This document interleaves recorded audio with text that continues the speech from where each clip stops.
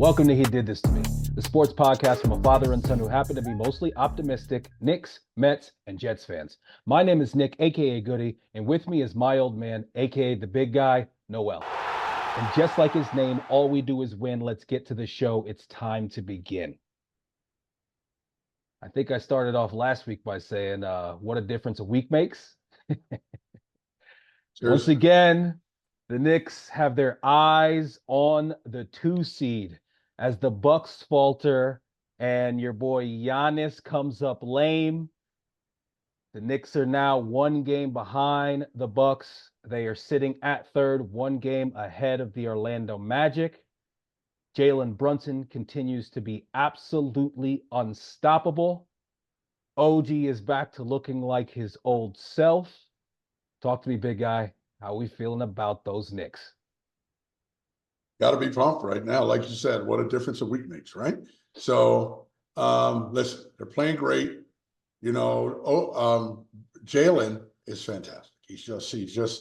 I mean, it's getting out of control now. I mean, the guy drops 40 whenever he wants. Whenever he wants. Whenever he wants. It really doesn't seem, I mean, as many times as we've said it, you can't stop saying it that no one could have expected this guy to be this good. I mean, it's incredible, man. It's absolutely incredible. And you know what? The fact of the matter is they run everything at him. Every team runs everything at him, and it's going to get tougher in the playoffs. We know that. But the way he has been able to figure out how to get out of the situations that everybody runs at him, the doubles, everything else, as well as the scheming figured out by him and Tibbs to make a difference in how he handles these things has just been nothing short of genius. It's fantastic. I was just writing a note to say it's good for us to learn how to adapt Yes. to these different coverages and things that are being thrown at him. And like you said with Tibbs, got to give him credit. We're in the last 8 to 10 games. I forget exactly what the stat was. We're killing teams in the third quarter. Need to start off a little bit better. But we're killing teams in the third quarter, which says that we are going into halftime and making the necessary adjustments. No doubt about it. 100%. OG looking, like you said, looking like his old self, coming back around. And listen, Josh Hart. I heard a really funny one today. I was going to call you and tell you, but I said I'd save it for this. Somebody said he's the love child of Charles Oakley and John Starks. So I thought that was great. That's great, right? That's perfect.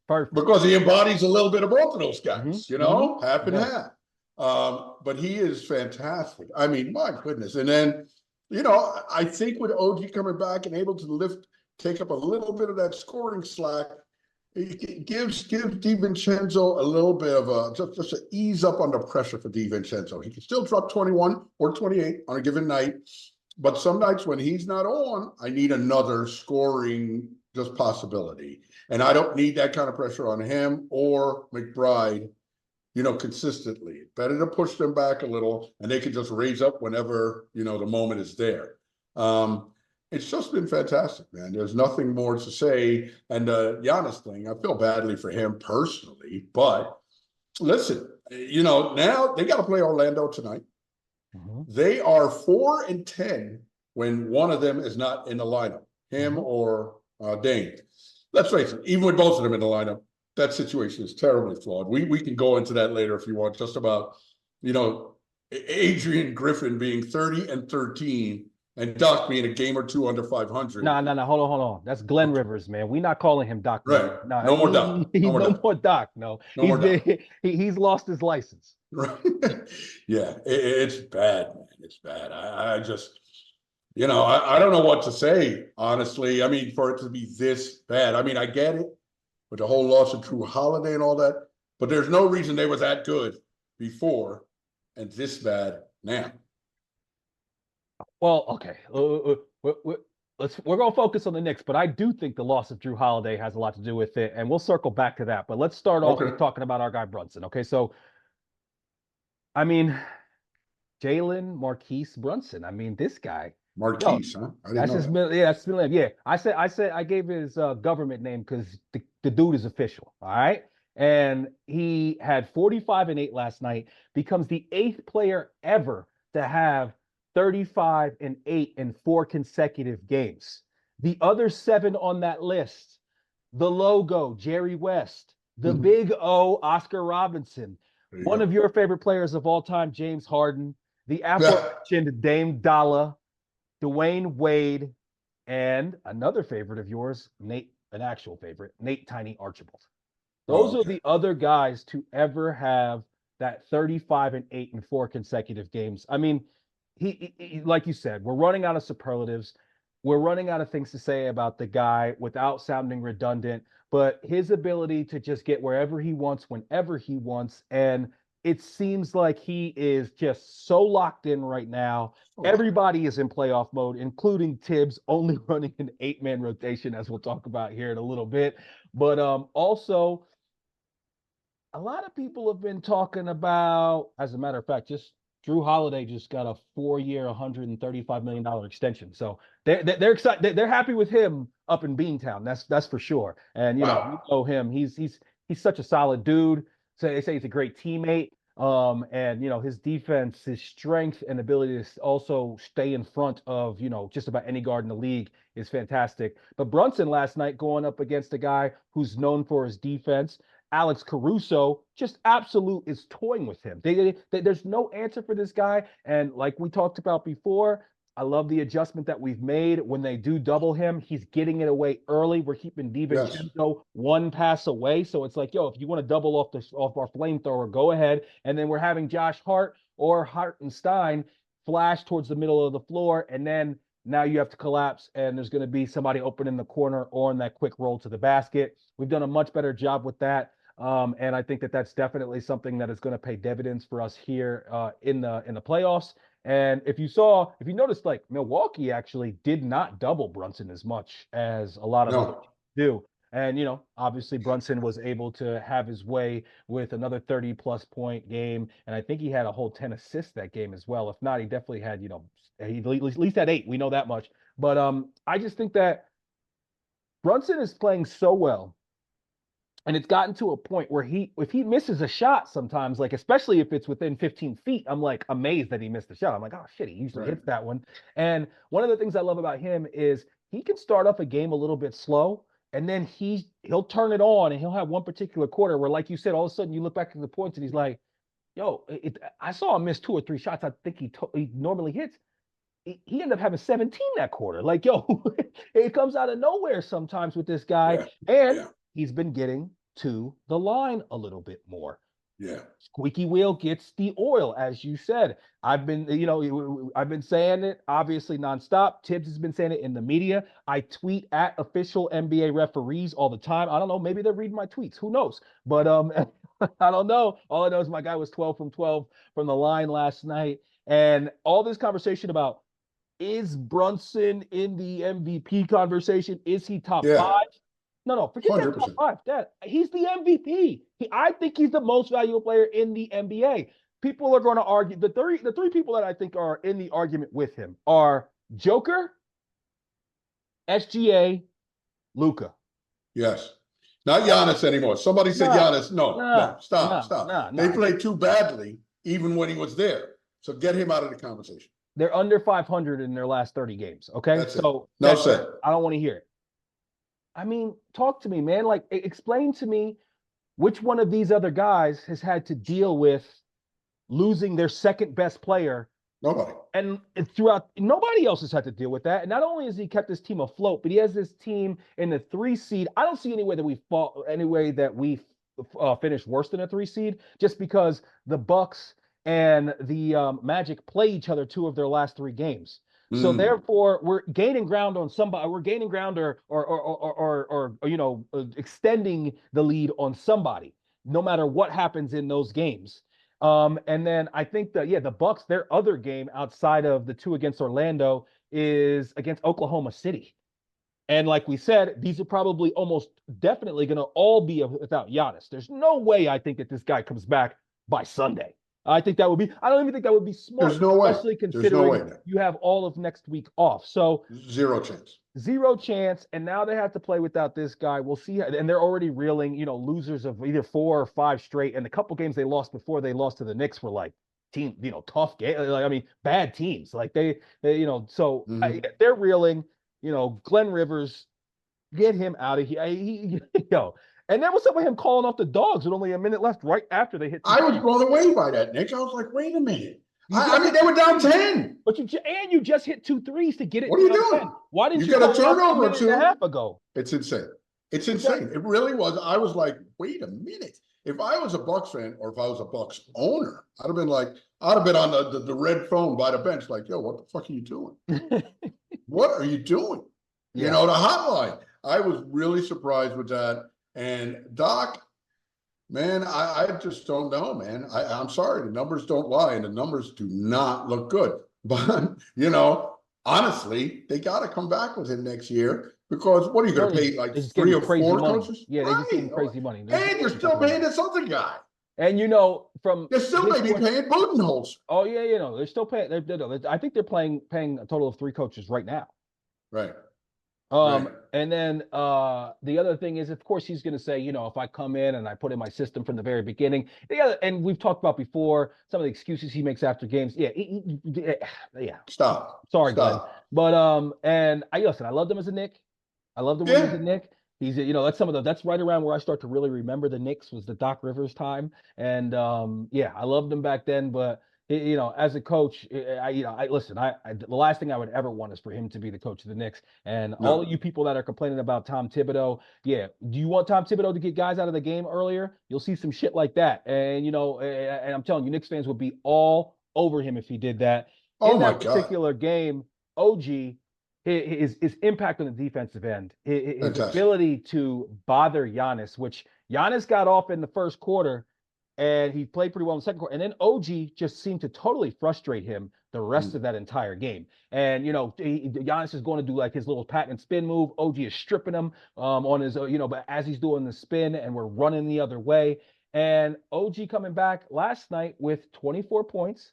Oh yeah. He's 4 of 6 from behind the arc. For the first Mm-hmm. time, his three looked good. He wasn't short Mm-hmm. arming them. I don't know if he's a little more Mm-hmm. comfortable. I did see him wincing a little bit later on in the game, which When made he went down after like a collision, I thought he went yeah, down on the elbow, that's maybe. what I was I like, thought. oh my God. Yeah. That made me nervous, but you know, hey, OG obviously it's just gonna be touch and go with him for the rest of the season, and you know, Right. hopefully that's the end of it because unfortunately that's what it seemed like this guy's career has been as far as the little knick-knack injuries that have you know caused him to miss time. But OG when he plays, the spacing all of a sudden gets better. That's why Much Brunson's better. assists are up. Just like when we talked about when we first got OG, his assists went up.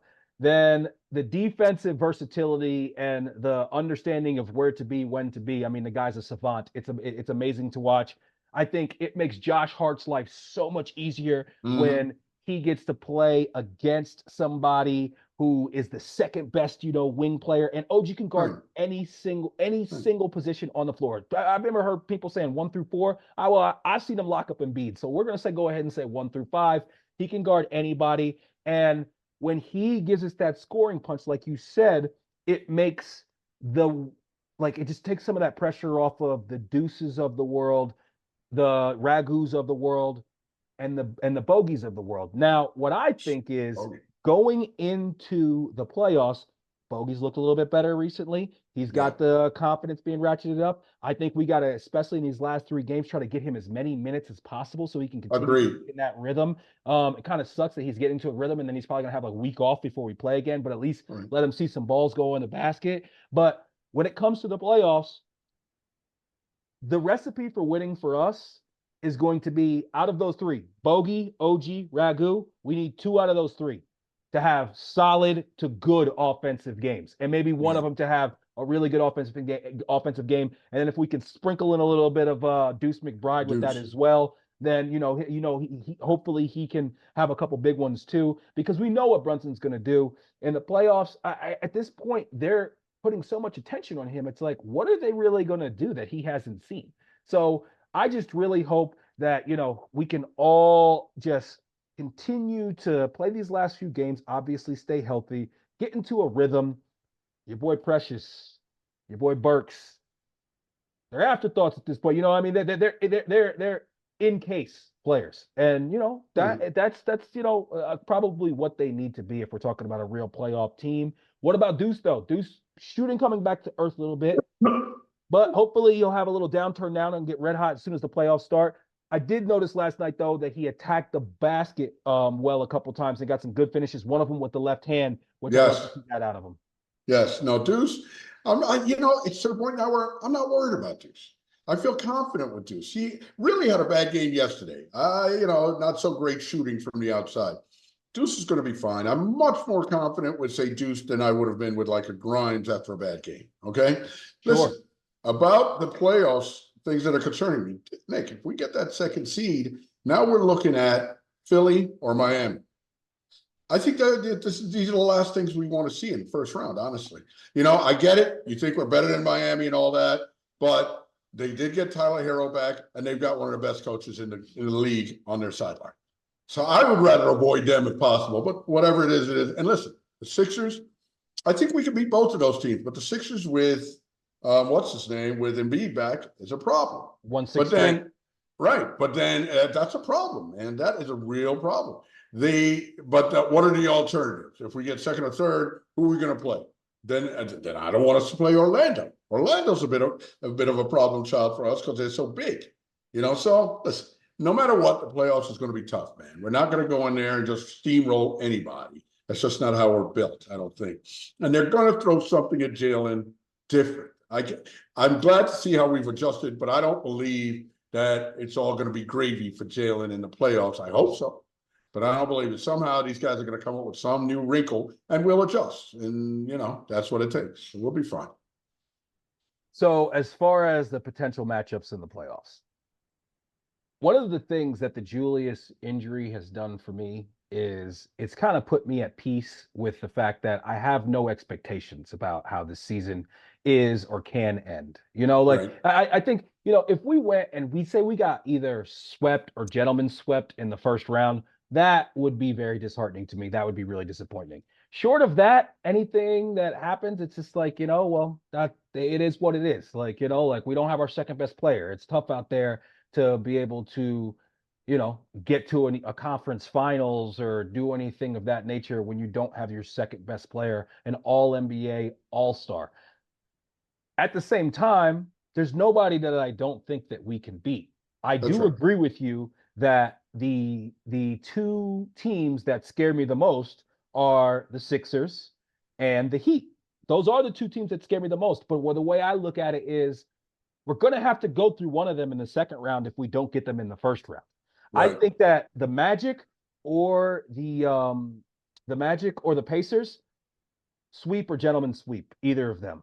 I think I think the Sixers we match up really well with, and I would be surprised if that went six. But when you're talking about one of the two or best three players in the NBA, and guys like Kyle Lowry and Batum who just do what they're supposed to do and they're where they're supposed to be, and a good coach as well in Nick Nurse, that makes me a little bit nervous. But I also, like I said, I think we match up well with them. I think that we could beat them Yeah. in four, maybe five. The Heat make me nervous, but I do think we're better than them. I definitely think we could beat them. But at the end of the day, like you said, all-time great coach, playoff Jimmy, just got Hero back. All those things make me nervous. But at this point, like typically, I would be like, I'd like for us to be here so we could do this and we could be here on the bracket. And I'm just like, yo, man, we gonna see what happens. That's right. What I will tell you is that I can promise you, if you talk to the players or if you talk to the coaches of any of those other squads, none of them want to play us. No, no way. Nobody wants to play us. Nobody wants to play. I mean, listen, Celtics wouldn't, be shaking in their boots, nothing. But nobody wants to play the Knicks because the Knicks play kind of style of game that nobody really wants to play. As we said, well, I saw it in the Golden State game. I saw it a couple times in the Milwaukee game. Yeah, Dame, these guys are like, just get the ball away from me. So this guy steps back. I mean, come on, get the fuck off me. I don't know if we're eating onions. I don't know what we're doing, but people don't want to be around us. Seriously, man. And you can see it with some players. You can see it. I'm not saying Giannis is soft. I mean, Dame is soft or anything like that. But there were moments where you could tell where he was a little annoyed and frustrated. He just, the room was getting a little small for him. Sure. So, but listen. we got to go out there and do it. And I feel very confident. I feel confident in whatever our first round matchup is. I feel like we're going to win the first round, and I expect us to win the first round. But listen, it's playoff basketball, man. Anything can happen. Fingers crossed. What'd you think of Gus last night, Mister? Oh, I love Gus. I love Gus. I've loved Gus from day one. I've loved him for years. I think he's actually calmed it down a little bit. And I Last like night in the it. first half, at one point, I almost texted you. Your man Gus was very excited. He was very excited in the first half He's yesterday. awesome. He's awesome. I love it, Mr. Excitable. It's funny too because I don't know. I was working from home yesterday, so Greeny had some guy on who does impressions, and he was doing an ongoing impression of Gus Johnson. If you could somehow get Greeny and look up like Greeny impressionist on the 9th, this guy doing Gus Johnson was hilarious. I even paused it on my phone when I had to work because I had to hear the rest of it. It was very funny. No, but Gus Johnson's great, and he loves working with Clyde. You can tell that You when he can gets tell to he work with loves Clyde. working with Clyde. And did you hear him have Clyde barking last night? What he said? Barking? He said that boy's got some dog in him. And then Clyde Yes, goes, woof, woof. I First of did. all, Clyde, you got to work on your bark, all right? I mean, Right. did you wait, did A you say he stronger was an bark. alpha? If he's an alpha, shouldn't he know how to bark better? No, that's a cute thing, but okay.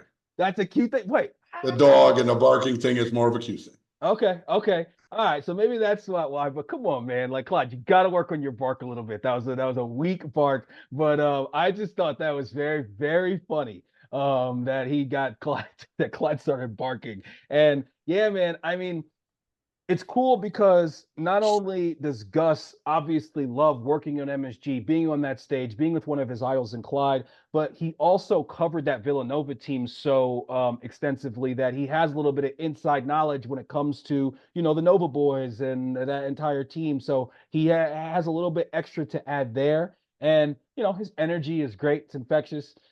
He's definitely much better to listen to in a win than he is to a loss. Yeah. And a loss, it's kind of like, yo, chill the fuck out with all that energy, bro. But yeah, man, he's done a great job, and I really hope that he continues to get some more burn and not be like the third fiddle. But let's go ahead and make him the second fiddle. I'm sure he has other responsibilities. I don't know exactly what the inner workings of that are, but the Knicks were that game last night against the Bulls. I will say, get a little loosey goosey with the ball sometimes. Yes.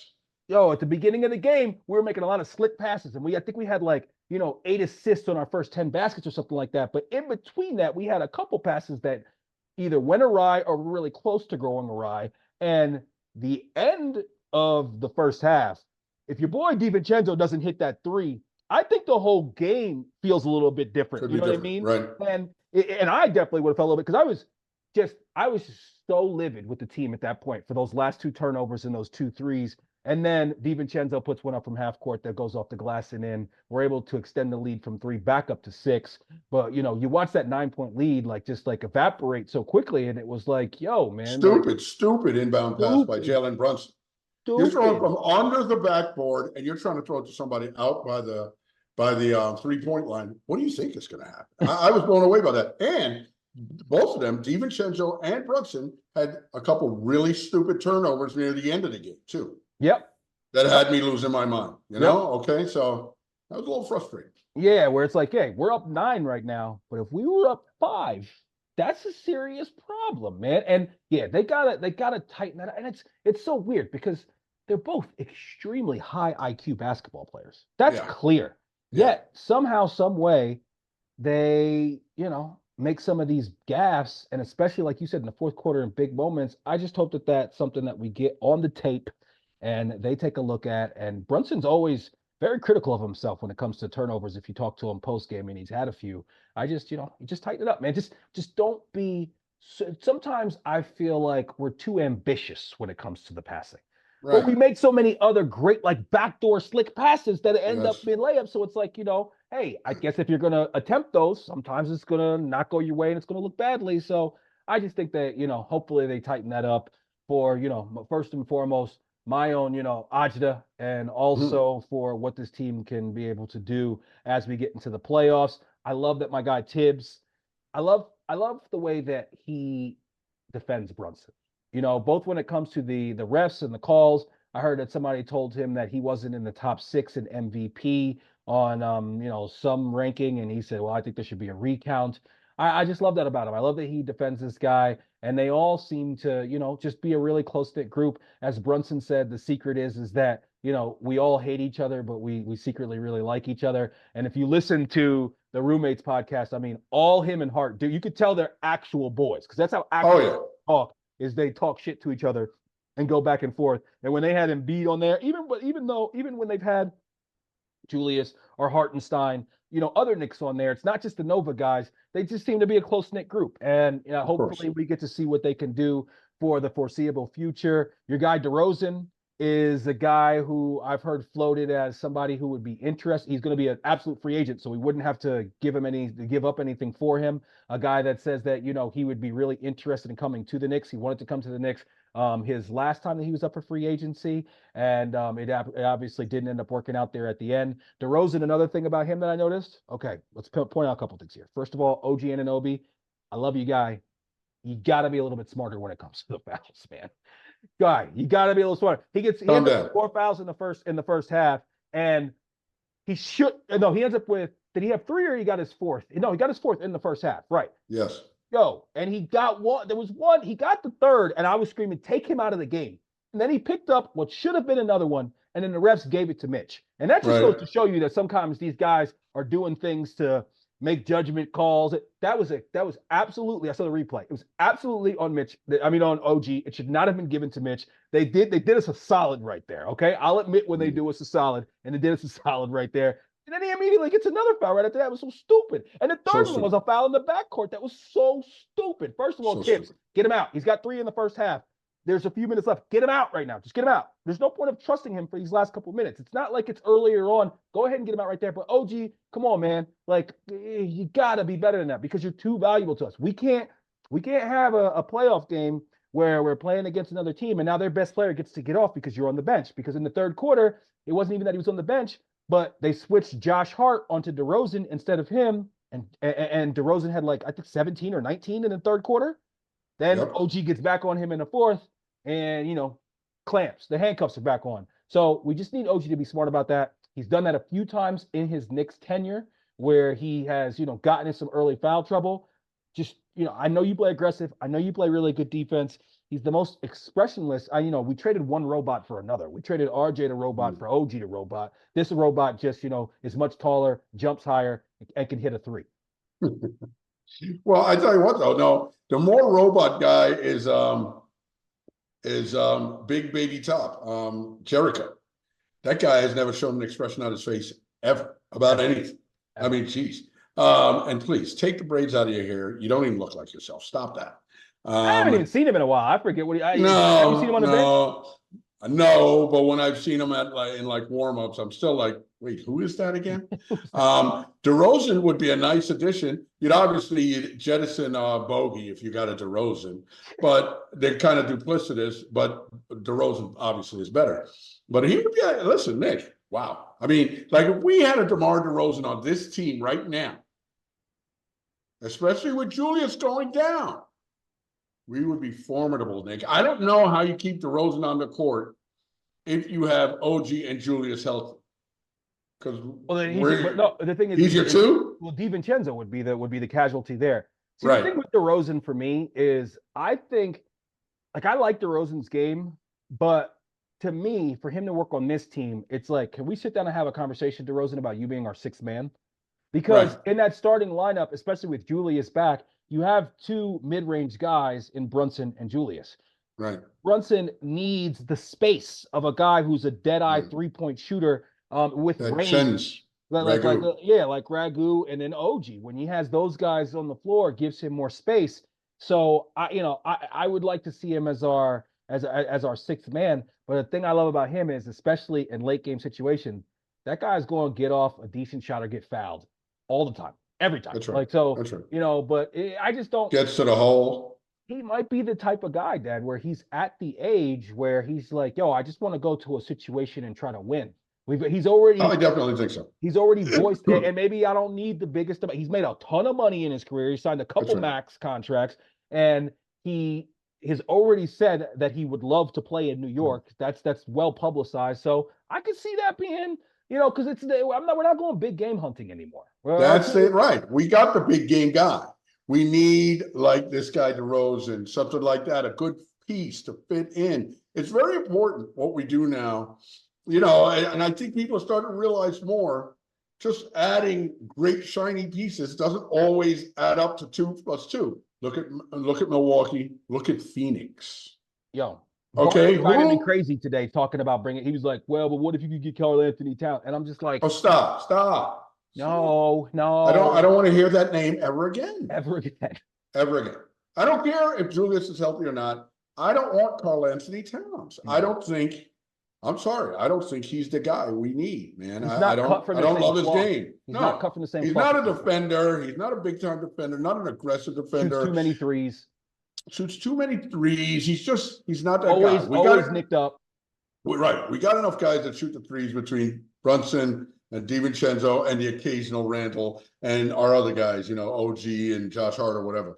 I don't need a guy that's solely a 3-point shooter, power forward. I'm sorry. I don't want it. I don't need it.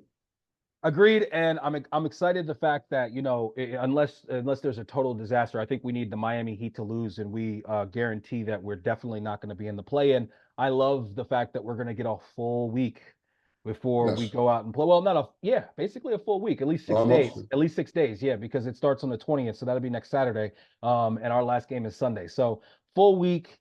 Get Brunson, let Brunson rest, let him, get his body right, let OG, get that elbow right. And then also Josh Hart, let him get some shots up in the meantime. I like the way that Josh Hart shoots coming out of breaks. So I think that everything's setting up well. It'll be interesting to see what happens tonight between Milwaukee and I'm sorry, Orlando. And yeah, we'll just see how it all plays out. But it'll be next week we'll have a full playoff preview, not just for the Knicks, but for the entire NBA and kind of what we're seeing on both sides of the bracket, whether it be the Western Conference and the Eastern Conference, and we'll get into that more. As of right now, we got 3 games left. It'll be interesting to see what Boston does because Boston last night they sat Porzingis and they sat Al Horford. So you would think that maybe this is the game where they sit, Jaylen Brown and what's his name? Their best Tatum. And yeah, Tatum. and so we'll see. Well, but you never know. It's the Knicks, so everybody likes to sit out right before they play the Knicks and then be at full strength when they play the Knicks. Like you That's see how right. much that's happened with us recently with SGA, with Giannis, all the best players. They're like, oh, the Knicks are coming up. I'll play, and then they don't play. I'm ready. After, you know what I mean? But so it'll be interesting to see how Boston plays that. It looks like they are doing a little rotation where they're trying to get some guys some rest as they round Sure. into the playoffs. Obviously, they're well ahead, but hey, we're right here. We're in the 3rd seed. Can't ask for anything more. Still got a chance to get up to that 50 win mark. And, Boston. Then we got, after that, we have the Nets, right? The Nets Yeah, is the the next Nets and game. then And then the Chicago Bulls last again game. for that last Yeah, game, which the Bulls play hard. Billy they Donovan keeps do. that team playing hard. They So, do. yo, what's up with that? Except for that clown trying to hit it off the backboard. Yo, I was What just are about you to ask you doing? about that. They were First of all, down by what are you like doing? 10. What are you doing in that moment? That's crazy. But I mean, an all-time like Shaq in a fool moment where you have both Jacked of in the these guys fool. going up at the same time and defending. I mean, what are you doing? And you're down 10 at the time in a game that you absolutely need. Crazy. I mean, I think I said to your mom while we were watching that, I said, I think Tibbs would have ran on the court and tackled the guy on the Knicks. He would have lost his mind. He would What have are you lost thinking his mind. about? He would have Are lost you his just mind. trying to be fancy? You want to make a highlight? Dude, nah, man. Nah, no. Wow. That was really, really poor judgment. Yeah. Yeah. All right. Let's talk about the Metropolitans. News that came out today: Kodai Senga transferred to the 60-day IL. Mm, That's not totally surprising, and I think it is retroactive to a certain date. So it doesn't necessarily mean that we're not going to see him for the next 2 months, right. but it's a roster move just to be able to give us another spot and be able to bring up another guy. The Mets have split the first two games against the Braves in their four-game series after taking 2 out of 3 against the Cincinnati Reds. Your boy Nimmo came alive in game one against the Braves, 4 for 4, 2 home runs, 5 RBIs. He had more hits, more home runs, and more RBIs in that game than he had all season. Mhm. Lindor and Pete still struggling a little bit, but showing a little bit of life. Pete with a 3-run home run yesterday as the Mets comeback fell short. They lose 6-5 to the Braves. Mhm. Lindor sprinkling in some hits here and there. Brett Beatty. Brett Beatty has arrived. 325.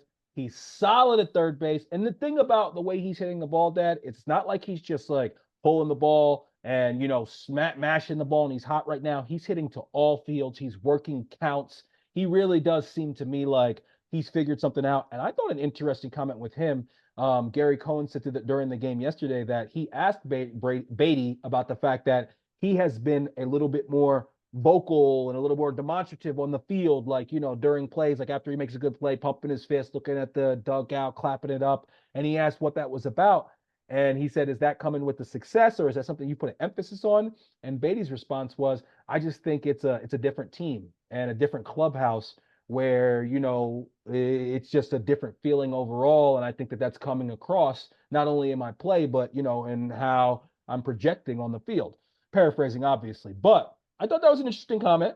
I think that I could see how a guy like a Scherzer or maybe even a Verlander, a little bit more surly types, probably believe it a little bit more like, hey, I'm a veteran and you're a rookie type shit. Like I feel like when there's some stuff going on like that, it makes a rookie maybe be a little bit more reserved. And now he's in an atmosphere where it's more of a, hey, we're all a team here. Mendoza seems like a somewhat happy-go-lucky guy, and maybe that's making him feel a little bit more confident, and we're seeing it both on the field and in between the lines. Before I kick it to you, I gotta say also, my boy Squirrel, Jeff McNeil. Squirrel can't find a nut, man. He's hitting 156, and at this point, I'm like, yo, what happened to this guy? Like, what happened? What happened? I mean, from where he led the league in hitting to now, I'm not giving up on this guy. I think he'll figure it out this season. But yeah, it's not good. And listen, I mean, if you really want to talk, batting averages, Lindor and Pete are not better. So it's been very, very poor hitting for the most part with this team. Listen, do I have concerns? Yes, but listen, I don't have high expectations for the Mets this year, unfortunately. I just don't. I really, really, really want Pete to start picking it up because I don't want to hear about bullshit of selling him near the trade deadline. Okay. And I think if he doesn't pick it up and Boris comes with them crazy numbers and shit in the postseason, in the offseason, that's, because listen, man, if he ends up, because the deal is this thing, if he ends up having a shitty first third of the season, at best, if he rips it up in the 2 second thirds of the season, he'll be like a 215 hitter, a 220 hitter for the season. So I don't care if he ends up with 43 home runs and Right. 100 RBI. He's going to be a 220 hitter, and nobody's going to want to pay. Well, not Stevie Cohen and not Stearns. They're not going to want to pay him big top dollar. While somebody else who feels like they need him might want to throw him the money because he hits 40 home runs minimum a year, right? That is a bad situation for us to be in.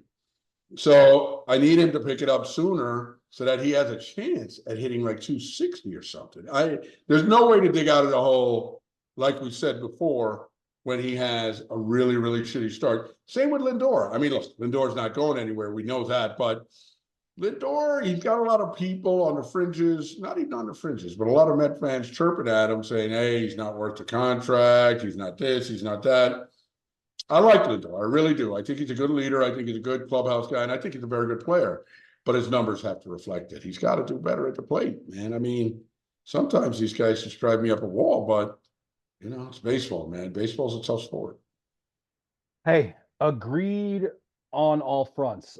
Specifically when it comes to Lindor and Pete. If the Mets want to do anything this year, if those guys want to be well received by the fans and or get a next contract here in New York, they got to step it up and they got to get better. There's plenty of season, there's plenty of time to do it.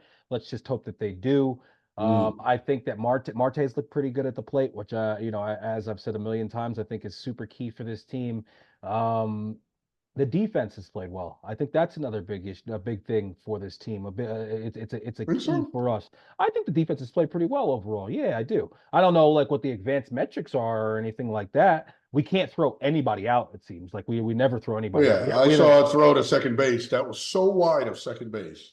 It was a joke. And just like flew into almost left field. I think it was Narvaez threw that Yeah, ball. yeah, yeah, And I was yeah. It like, was I don't him. know what It was that him. guy's doing. And I then we had some other stupid plays. I can't remember what it was, but I was screaming at the TV like, no, no, no, no. This guy, Bader, I think it was yesterday, trying to stretch this single into a double. It was like, dude, you got thrown out by at least 7 feet. What are you doing? I mean, it was just That absolutely not was even close. that was like your man, the fat man from last year. What's his name? Vogel, Volkswagen. Yeah, Vogelback. Yeah, no, Is he even in the league right now, Nick? I yeah, don't I think think he's in the he league. is. No, he is. He is, He's and in I the think bigs. he is. I'm pretty sure he's hit at least one home run because I saw somebody talking about it. But he's Nazi asked me yesterday if he was still on the team. He said his fat daddy's still on the team. Yeah, that's a good one. Because that's what I call him. Yeah, he's on the Toronto Blue Jays, Vogelback. Oh, okay. Um, Yeah, keep him up there up north. Keep him up there. Yeah, yeah, yeah. He'll stay warm, that's for sure. But that guy, yeah, so glad he's not on the squad. But yeah, that Bader trying to stretch that into a double. I mean, guy, come on. Dude, This is total inside baseball. Nobody's gonna get this reference other than you and I, but I'm still gonna say it. It's like Jimmy Neutron was his first base coach. yes, yes. Send it, everybody. Send it, Sending everybody. everybody and they're dead meat at second base. No one's gonna get that Jimmy from your Neutron. eye. Jimmy Neutron. Yeah, man. Listen, hey, I would love it if we can find a way to win this series against the Braves. It's 1-1 right now. We got two more games. Today's game was rained out, but we're still going to play the other two. And yeah, if we can figure out a way to get a series win against the Braves, especially in Atlanta, where they have absolutely dominated us as of late, that would be great. And that would be huge for our spirits. Getting back-to-back series wins. I was happy with the series win against Cincinnati. I thought that we played some good baseball in that. And I like the fact that in these last two games, though there's no moral victories, and last game the comeback came up short. We've been down by 4 or 5 runs, and we continue to fight. We continue to come back and get in games. And I think especially early on in the season, when a baseball team does that, it gives them great confidence to be able to do the same thing as they move forward. And you're gonna have to win some games like that in a long season. Right. Scrappy, we need it. We need this to be a scrappy bunch. Your boy JD Martinez, he's got a back or he's sore or something. Overall soreness. What were you doing before this? It's not the Was he just same. laying on the beach? But No Nick, matter come on. what, it's not the same, Come man. on. You It's know not what the you're gonna same. have to do. So you're telling me you haven't picked up a bat or played some baseball in these last couple months? He's Just because picked you up a weren't on a bat, but team? it's not the same as Go work out with the high school team. Come on. something, right? Something. Yeah, especially since he's DHing. It's not even like you got to play the field guy. Come on. Yeah, I'm sorry, Nick, but these guys, right? You're DHing. So you're not in a batting cage or something. I mean, why are you getting sore from swinging a bat? I mean, I get it when you're a football player and you got to come in and get your body conditioned to getting hit, but no one's hitting you. The only way you're getting sore is because the twisting motion of swinging the bat is fucking with your back or your obliques or something. But dude, have you not been doing that? And listen, if you're a baseball player, you should be doing that maybe once a week in the off season. Yeah, always.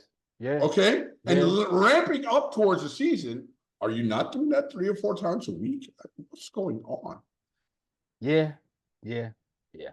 Okay. So March Madness just wrapped up. Dawn Staley and the South Carolina Lady Gamecocks, as well as Dan Hurley and the Connecticut Huskies, are the champions. Both both games weren't, great games overall. The two Well, favorites won fairly handedly. And the interesting news to come out of those, both of those championship games is the fact that for the first time in history, the women's game outdrew the men's game. I know that you are, a big fan of the women's college basketball, and you are, our women's college basketball expert correspondent. What did you think of, the end of Caitlin Clark's career, South Carolina getting it done, and the women ultimately being the more popular watch for the fans? Great for women's college basketball, obviously, and subsequently will be great for the WNBA with all these girls and stars coming in. Hopeful.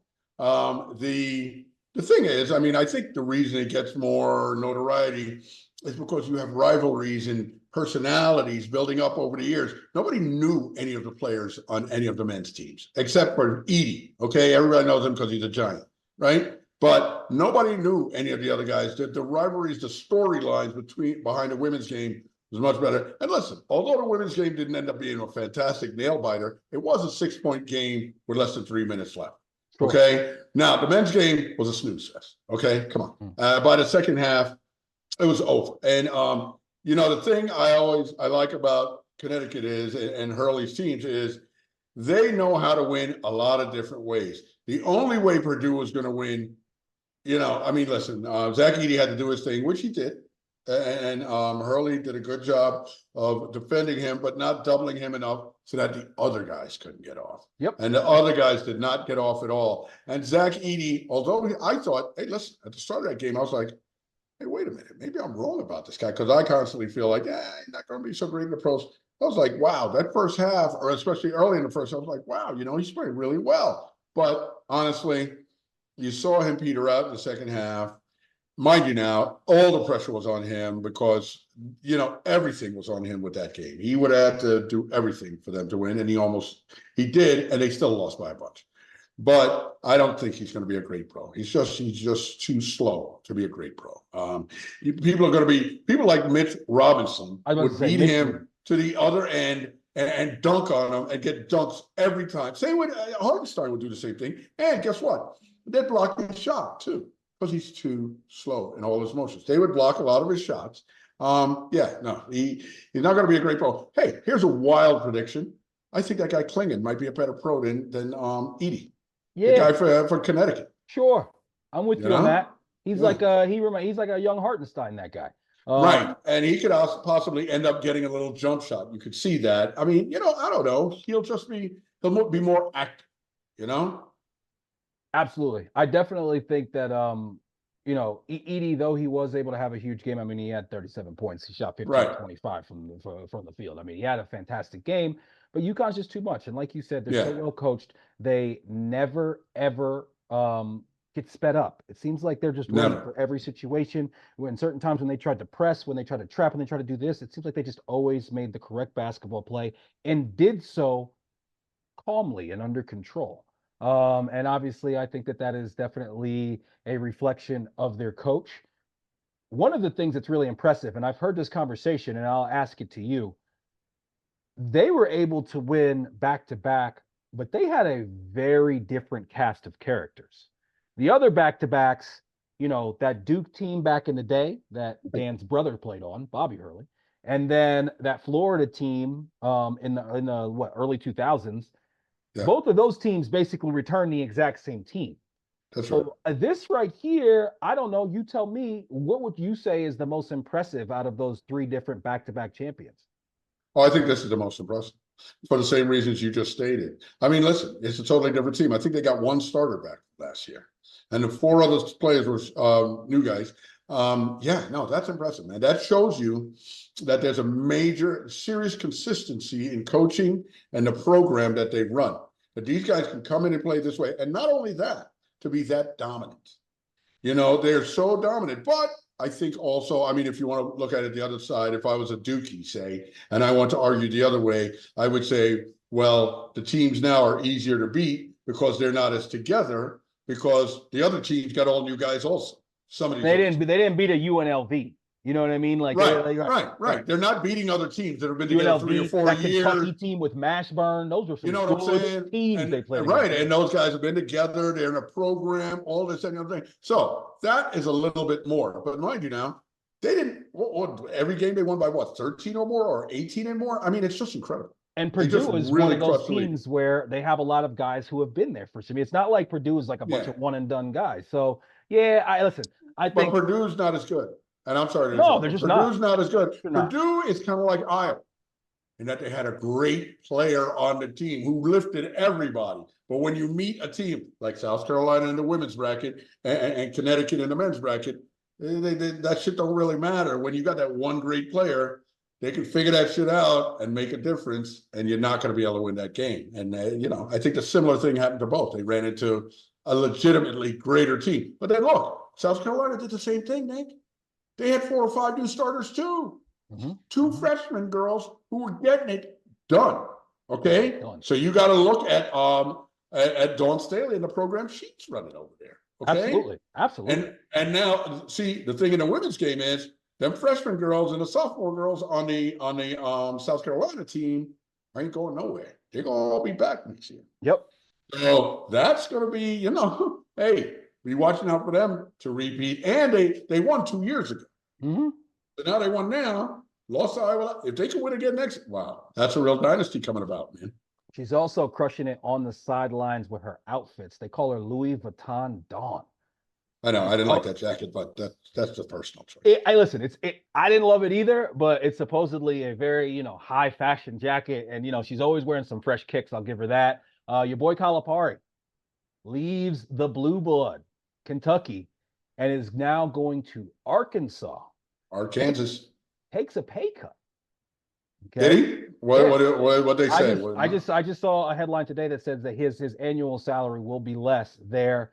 I think part of his motivation, cozying up to Jerry Jones, I don't think that's a bad thing. Okay. And Jerry Jones is an Arkansas guy, huge Arkansas booster. A lot of people say that he had a lot to I've read that he had something to do with, getting this and making this all happen. And I think especially as you're on the back end of your career, I'm sure that there's some things that Jerry Jones could talk about as far as opportunity wise for him that maybe were somewhat enticing. But yeah, leaves Kentucky. He was there for a total of 15 seasons. He got to 2 Final Fours. He got 1 championship. Would you say overall that his run at Kentucky was a successful one? Listen, I'm sure all the players who played for him, they love him. He put a lot of guys in the NBA, but I don't know, man. I mean, 15 years, a few Final Fours, but some really crushing losses too. Mm-hmm. 1 championship when you look at how many guys he put in the NBA, dude, you only got 1 championship out of this.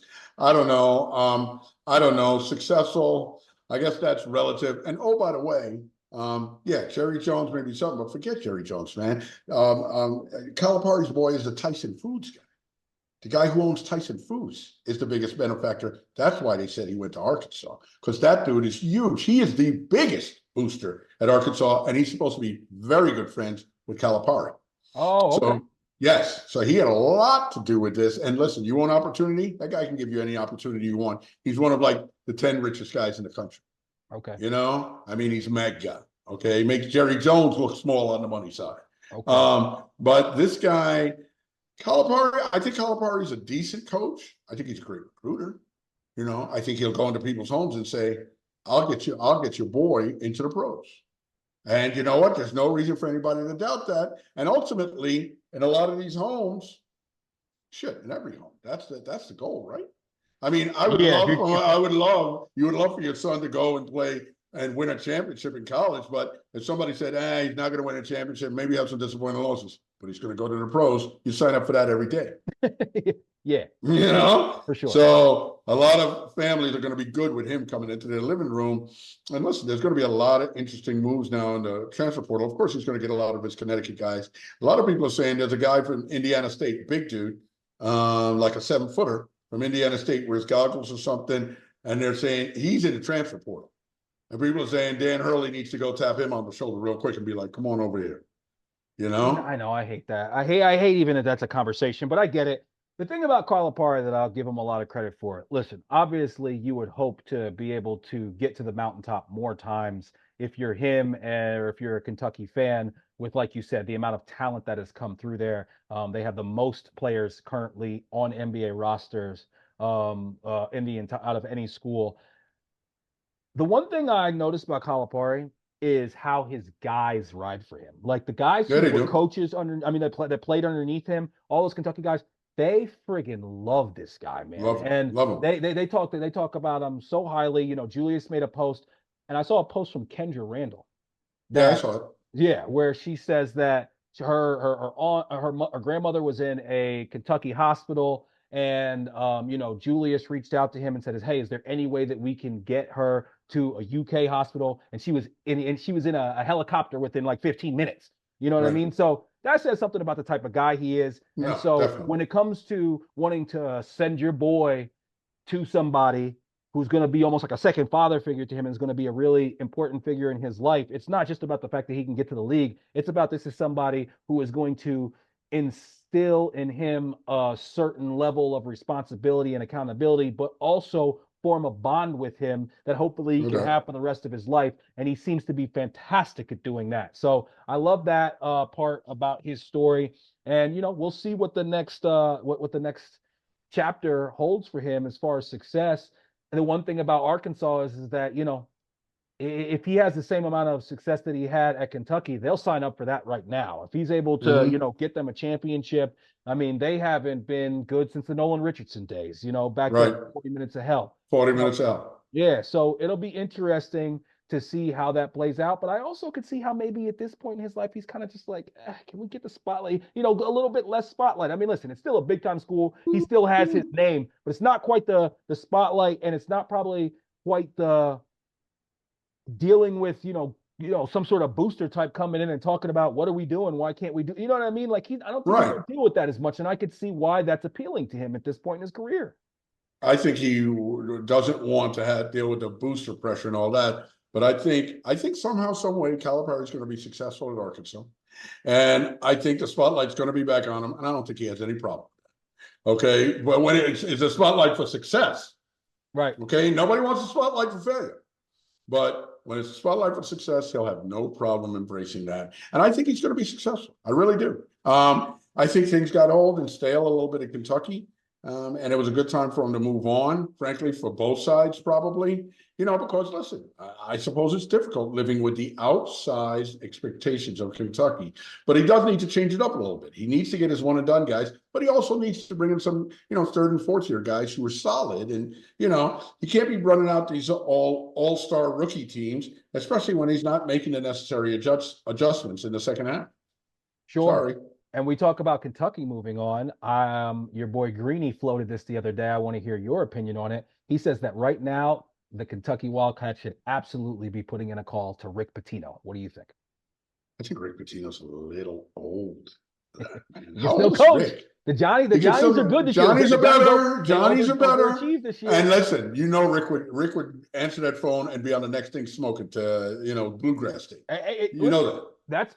that was the last. Remember he left them to go to the Celtics, where the Celtics offered him that huge money, and he Right. couldn't turn it down. And obviously that crashed and burned. But I think Rick Pitino will get back there, and I've always liked Rick Pitino. You just gotta, Oh yeah. I've always liked Rick Pitino. You just gotta go and you gotta block out all the escort services off of his phone. Make sure that he's not doing any, he's not hitting any of them up. Or hanging out at his buddy's restaurant after closing. Yeah, yeah, yeah, yeah, yeah, yeah. None of that, Rick. None of Easy, that. Rick. But I don't think that would hinder all that bullshit. Won't hinder him coming back there No. if he gets a shot. And I think that's a good call. Or Billy Donovan. It's got to be one of the two. If I'm Billy Donovan, I take that shot. Okay, get back into college. What's keeping you in Chicago? It's a disaster. Get out of there. Get out of there.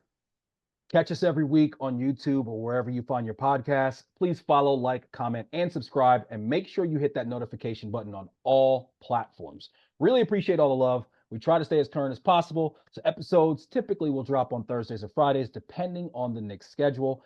And you can find us on all socials at he_did this to me. Love you, big guy. Love you, kid.